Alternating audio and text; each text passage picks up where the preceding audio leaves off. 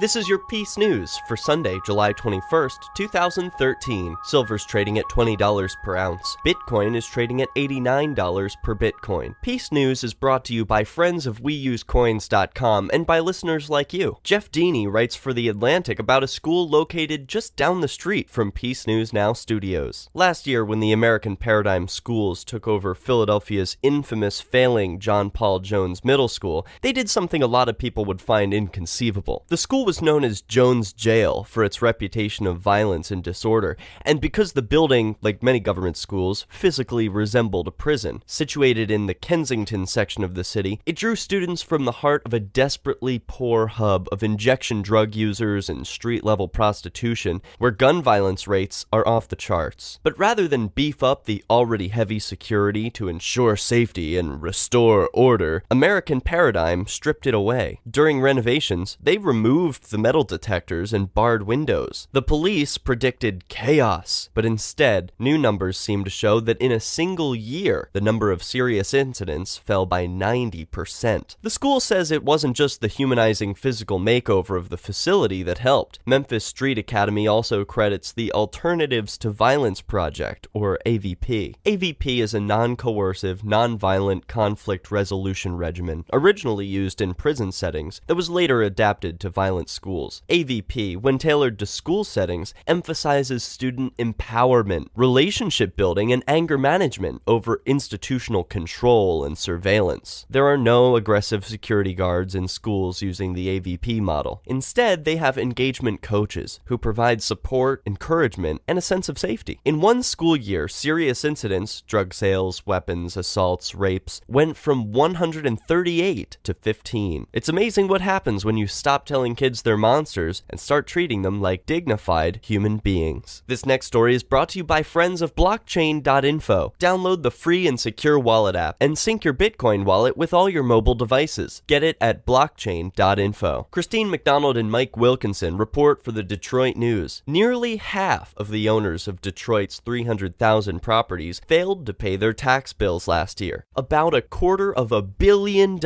in taxes and fees went uncollected. Delinquency is so pervasive that 77 blocks had only one owner who paid taxes last year. Many of those who don't pay question why they should, in a city that struggles to light its streets or keep police on them. "Why pay taxes?" asked Fred Phillips, who allegedly owes more than $2,500 on his home. On his block, only 5 owners paid taxes. Phillips said, quote, "Why should I send them taxes when they aren't supplying services? Every time I see the tax bill come, I think about the times we called and nobody came." Detroit has the highest property taxes among big cities nationwide. Many houses are assessed at more than 10 times their market price. Detroit relies on a shrinking sliver of businesses to pay the bulk of the bills. Just 7 businesses paid nearly a fifth of all collected property taxes. The rich neighborhoods, representing about 2% of the city's homes, paid about the same. In all, only 41% of people who received tax bills in Detroit paid anything. Detroit's delinquencies are so pervasive that some owners have been allowed to keep their property even if they don't pay taxes. Wayne County Treasury officials are so overwhelmed by foreclosures that they ignored about 40,000 delinquent Detroit properties that should have been seized last year and said that they'll look the other way on about 36,000 this year. Payments in dollars may soon be a thing of the past. Learn about the new digital money that is quickly becoming the default currency of the internet. Go to WeUseCoins.com. When Michael Ellie of Missouri flashed his headlights to warn other drivers of an upcoming speed trap, he didn't think he was doing anything illegal. After he received a ticket for obstruction of justice, which carried a $1,000 fine, he fought back, saying the warning was protected free speech. Eventually, prosecutors in Missouri dropped the charges, but now Ellie and the American Civil Liberties Union have filed a class action lawsuit against the city for issuing such tickets in the first place. Tony Rothert with the ACLU said, quote, "Those who use their First Amendment rights to warn others to drive cautiously should not be punished for their message.